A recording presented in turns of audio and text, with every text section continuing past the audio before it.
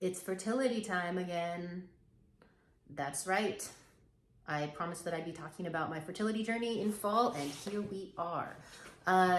First, let me give you a quick background on what I've done so far, which is that in 2022, I started going to a fertility clinic in Eugene. My partner and I did together, same-sex partner, and did 6 rounds of intrauterine insemination. I'll talk more about what that is in the future, but none of those rounds resulted in a pregnancy.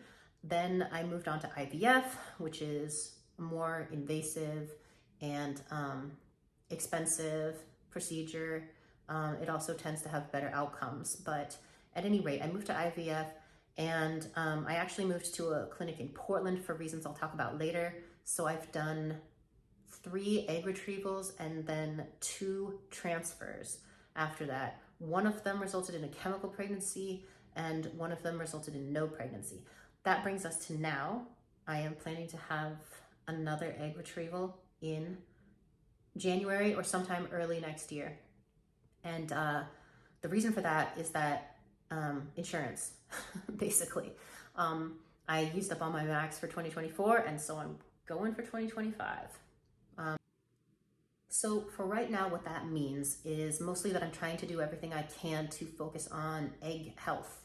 And I got the book that everybody gets. It's called It Starts with the Egg. I don't know how valid the science is on it or not, but most of what I'm doing from it is sort of the, well, it can't hurt school of thought.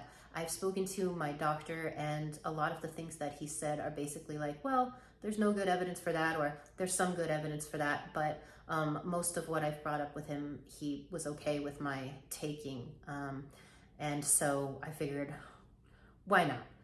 So we can get more into the specifics of the supplements later, but I'm taking a lot of supplements, and I am trying to do some other things. So I'm taking prenatal vitamins, CoQ10, DHEA, N-acetylcysteine, alpha-lipoic acid, and myo-inositol. I don't know whether any of this stuff works or what it does. From what my doctor has said, the only one that has really strong, aside from prenatals, there's only really strong evidence for CoQ10 being effective in promoting egg health.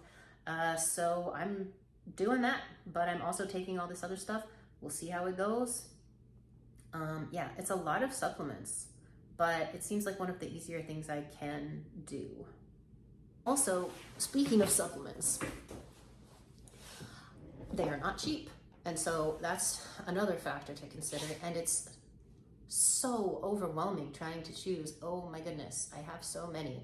And, trying to do research on it and which ones are the best. And they're not, even regulated by the FDA. So it's hard to find accurate information about which ones are the best. And you read about all these different, I haven't taken chemistry since high school. And, they're all talking about the active ingredients of this and better absorption with that. I don't know. We'll see. We'll see how it all goes. But we'll see how it goes. That's exactly what it is. And of course, I will keep everyone aware of what I'm doing as we go forward. I am also taking collagen, so I'll let you know how that goes too. I've been trying to do my nails recently, and I noticed that they're always breaking. And also, I've never been able to grow my hair as long as I want to. And then there's wrinkles, of course. And so all the things are collagen. Everyone says collagen, collagen. So I'm gonna give it a try. I bought some at New Seasons. It's made from cows.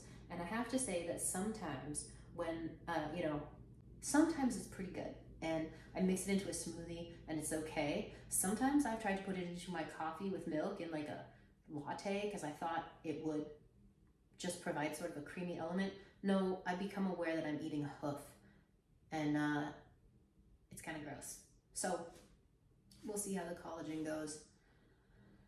I'm not vegan, don't hate me, please.